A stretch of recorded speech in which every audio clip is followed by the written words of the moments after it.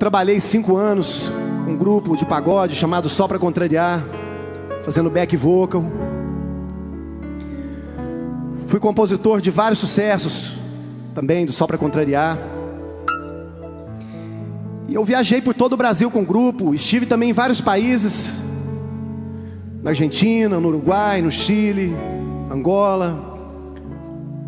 Nos Estados Unidos estive em Miami, Nova York, na França, em Paris, num mega evento que foi transmitido pela Rede Globo, comemorando 500 anos Brasil, lá no Parque Del France, na Copa de 98, junto com Daniela Mercury, Chitãozinho Chororó, Zezé de Camargo e Luciano, Sandy Júnior, Ivete Sangalo, Gilberto Gil, os maiores nomes da música popular brasileira. Fui compositor também de vários sucessos, como eu disse, Só Pra Contrariar, do Daniel, Christian Ralph, Jean Giovanni, Leandro Leonardo, Belo, Vavá, Negritude Júnior. Também os maiores nomes da música popular brasileira gravaram as minhas composições, e a maioria delas fizeram sucesso em todo o Brasil, e algumas delas em toda a América Latina. Eu escrevi o amor, falava de amor, mas eu nem sabia o que era amor. Eu ia viajar com um grupo, eu praticamente trancava minha esposa, não deixava ela na casa da mãe dela, a mãe dela não podia ir na nossa casa, não deixava ela na casa da vizinha. Isso foi desgastando o relacionamento. Contratamos um advogado, eu paguei esse advogado adiantado e marcamos a data de assinar os papéis no juiz da separação. E nesse tempo, um dos integrantes que fazia o back vocal comigo, Luiz Cláudio, ele saiu do grupo. Alexandre pediu para que a gente arrumasse alguém. Eu queria arrumar um mineirinho, que a gente fala a mesma língua, né? E mais ou menos umas 2 horas da manhã, a gente estava lá em Natal, Rio Grande do Norte. Ligamos para uma pessoa e ele não aceitou o convite. Falou: vou pensar. Um emprego bom desse, mais de 20 shows por mês, viajando por todo o Brasil, ficando nos melhores hotéis. A gente comentava entre a gente: esse rapaz está louco, vai pensar. E passou uma semana, 10 dias, Alexandre já queria até arrumar outra pessoa. Foi quando ligamos para ele novamente e ele aceitou o convite. E a equipe era muito grande, nós viajávamos em mais de 60 pessoas, com técnico de palco, luz, cenário. E só no palco nós éramos em 17 músicos, 3 back, 3 metais, percussão, aquela coisa toda. E a gente ficava no hotel de 2 em 2, nos apartamentos. E sempre depois do show, esse rapaz foi ficar comigo, né? Sempre depois do show, quando terminava o show, eu falava para ele: as meninas ali, vamos lá. Ele: não, vai lá, eu vou ficar por aqui. Eu insistia com ele: rapaz, as meninas ali, vamos lá. Ele: não, vai lá, eu vou ficar por aqui. Foi passando uns dias, a gente pensava que ele era um homossexual, solteiro, lá no Só Pra Contrariar. Ele corria do assédio. Mas o tempo foi passando, eu fui descobrir que o próprio Deus enviou um servo dele lá no Só Pra Contrariar, para ficar ali comigo naquele quarto de hotel.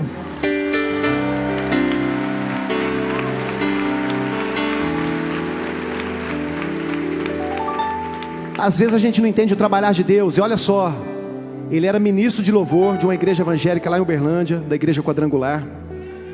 Na época ele deixou o ministério de louvor. O comentário na igreja é que ele tinha caído, que ele tinha desviado. Talvez se naquela hora que nós ligamos para ele, ele aceitasse o convite, com certeza ele ia cair. Mas primeiro, ele não estava pensando, demorou 10 dias para pensar não, ele estava orando e jejuando. E o pastor dele o abençoou e falou: meu irmão, vai lá que é de Deus esse negócio. Primeiro ele pediu para Deus, depois ele pediu para a autoridade espiritual dele aqui na terra, que é o pastor dele.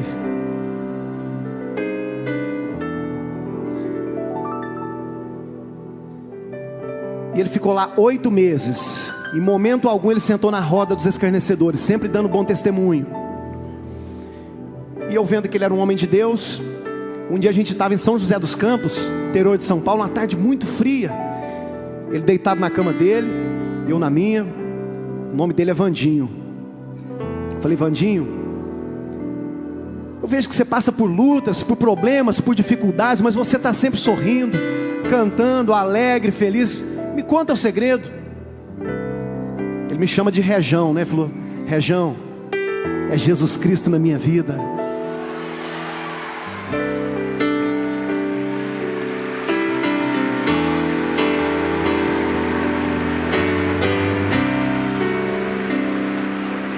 E eu peguei e falei para ele: eu quero esse Jesus para mim também. Como que eu faço? Porque eu tenho tudo que eu quero materialmente falando, mas existe um vazio, uma angústia que nada preenche. E comentei com ele que estava separando da minha esposa, que meu casamento não tinha mais jeito, que já tinha a data certinha para assinar os papéis na separação. E eu fui falando. Quando eu terminei de falar, ele olhou bem dentro dos meus olhos e disse assim: Regis, existe um Deus que muda leis. Ainda que você assine toda a papelada lá no juiz, o Deus que eu sirvo, Ele muda essa situação na sua vida. Convidou eu mais a minha esposa para ir na casa de um pastor. No começo eu não ia, eu ia para o futebol. Mas a mulher sábia, ela edifica a sua casa. Minha esposa foi, e o pastor profetizou: não preocupa não, que seu marido vai vir aqui, ele ainda vai ser um grande homem de Deus. Ah, mas não deu outra, eu fui e gostei. E um domingo à noite, minha esposa fez o convite para mim: vamos visitar uma igreja evangélica? Eu falei: vamos. Sentado na última fileira, o culto terminando, e de repente o pastor faz o convite: quem aqui essa noite quer entregar sua vida para Jesus, que Ele vai mudar aquilo que precisa ser mudado, Ele vai arrancar aquilo que precisa ser arrancado, e Ele vai consertar aquilo que precisa ser consertado. Foi eu e minha esposa lá na frente, confessamos o Senhor Jesus como o único e suficiente Salvador das nossas vidas. E naquela hora, naquele momento, nosso casamento foi restaurado ali.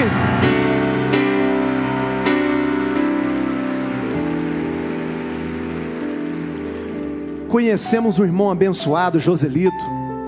Começamos a estudar a palavra de Deus na casa dele, que ele fazia uma oração na casa dele. Começamos a alimentar da palavra. Depois eu comecei a frequentar uma igreja evangélica em Uberlândia. Depois de 4 meses, com muita certeza, com muita convicção, eu e a minha esposa batizamos nas águas. E aí você quer converter todo mundo na marra, né? Vamos para a igreja. Pai, mãe, é bom demais. Vamos. Eu só espantava eles da igreja quando eu fazia isso. Tentava agir com a minha própria força.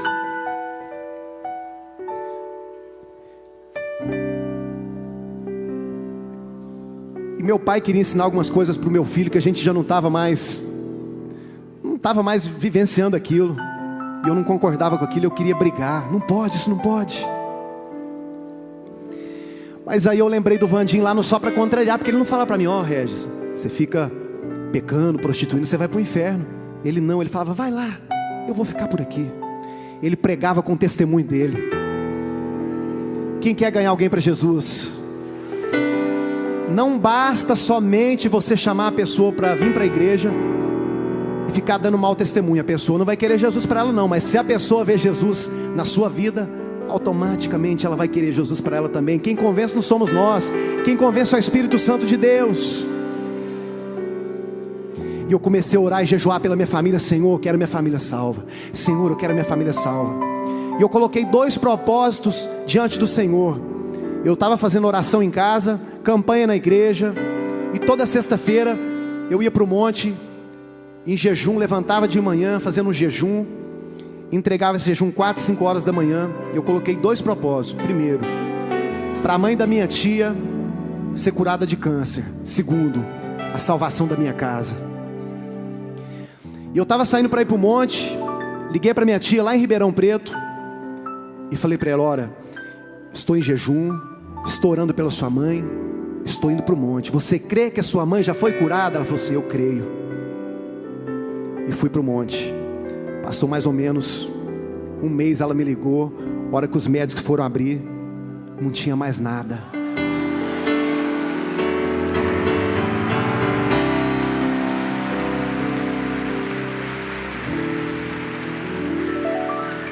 E a segunda bênção: ligaram alegres, todos felizes, batizaram nas águas o meu pai, minha mãe e meu irmão, porque está escrito na palavra de Deus: crê no Senhor Jesus Cristo e será salvo tu e a tua casa.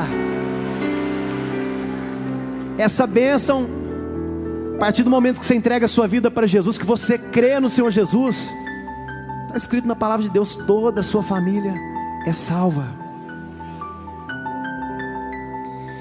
E aí, glória a Deus, eu estou salvo, minha família é salva, que bênção, né? Mas Deus queria usar a minha vida.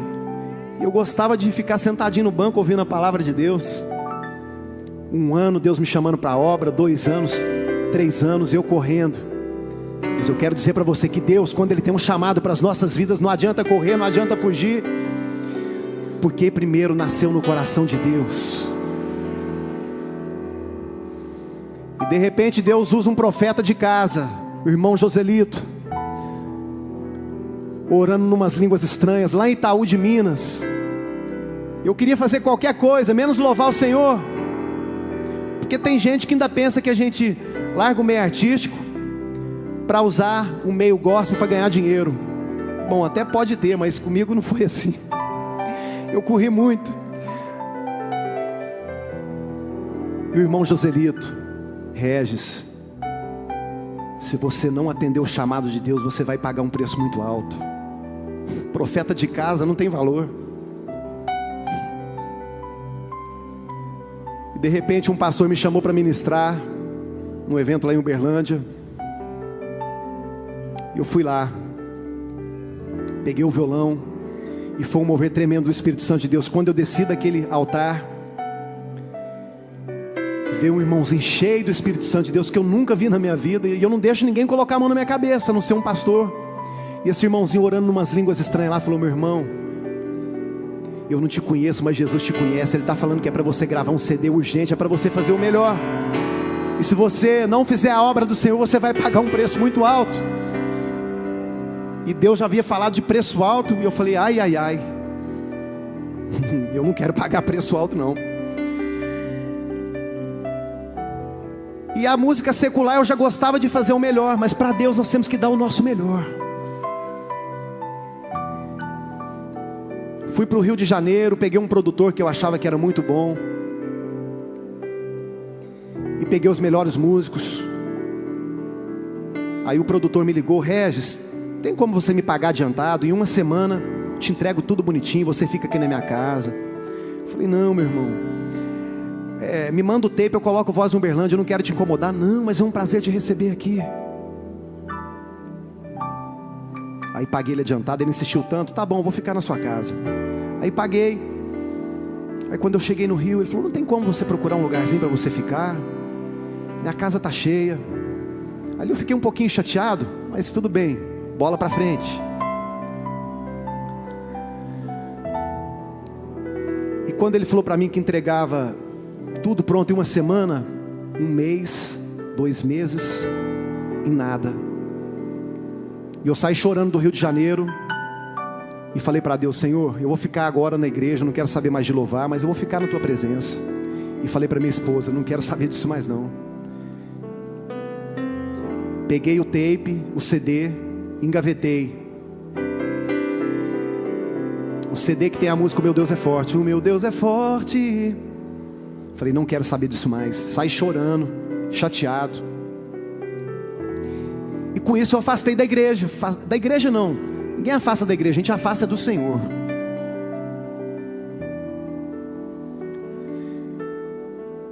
E 1 ano afastado, minha esposa me convidou: vamos visitar uma igreja? Eu falei: vamos. De repente eu sentado ali, o pastor não me conhecia, a igreja estava muito cheia. Na igreja a qual eu congrego hoje, Assembleia de Deus lá de Uberlândia. E de repente Deus começa a usar a vida daquele profeta. Você que está escondendo os seus talentos, Deus está cobrando de você. Eu dei esse talento para você usar na minha obra. Se você não usar, eu vou te tomar. É a última oportunidade que eu estou dando para você, essa noite. Eu falei, a orquestra, os músicos, tanto o levita aqui, Deus está falando com alguém, não é comigo, coração duro. Mas o Senhor conhece os nossos pensamentos, e Deus foi mais além. E falou assim: lembra aquele acidente que eu te livrei? Foi eu que te livrei, era para a morte. Eu te livrei porque eu tenho um grande propósito na sua vida. Eu tinha batido o carro na rodovia, em alta velocidade, perto de Franca, lá no trevo de São José da Bela Vista. Estava eu, minha esposa, meu filho atrás sem cinto de segurança. O carro virou uma sanfona, arrebentou todo, mas nenhum arranhão sequer aconteceu com as nossas vidas.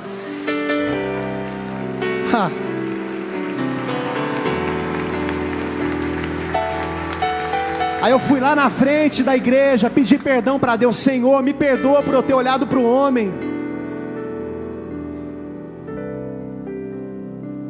Pedi perdão para o Senhor por eu ter olhado para o homem. Maldito o homem que confia no homem, que confia em si mesmo. Eu posso, eu faço, eu aconteço. Eu posso todas as coisas naquele que me fortalece. Aí sim, aí eu posso.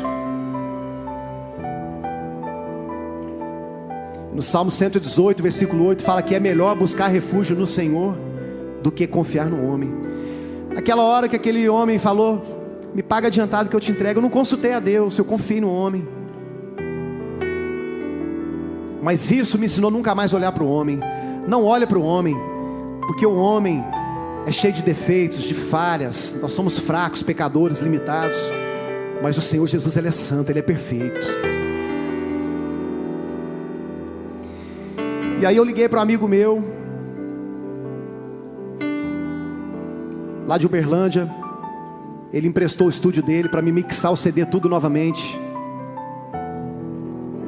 E eu tive que ligar para o produtor, porque tinha uma música dele no CD. E quando eu liguei para ele, ele falou: Regis, foi muito bom você ter ligado para mim. Eu estava para te ligar esses dias, para te pedir perdão por tudo que eu te fiz. Eu falei: não, meu irmão, deixa para lá, já passou. Ele falou: não, mas na palavra de Deus fala que você tem que liberar esse perdão na minha vida. Eu falei: então tá bom, meu irmão, te perdoo em nome de Jesus. Me perdoa também por alguma coisa. Minha esposa estava perto de mim, ela disse que meu semblante mudou. Foi como se tivesse caído correntes, cadeias. E a partir daquele momento, as coisas começaram a andar para mim e para ele, através de um perdão. Se você tem mágoa com alguém, peça perdão, porque através do seu perdão, Deus libera aquela bênção. Sabe aquela bênção que está para chegar, mas não chega? Através de um perdão, Deus libera a bênção na sua vida.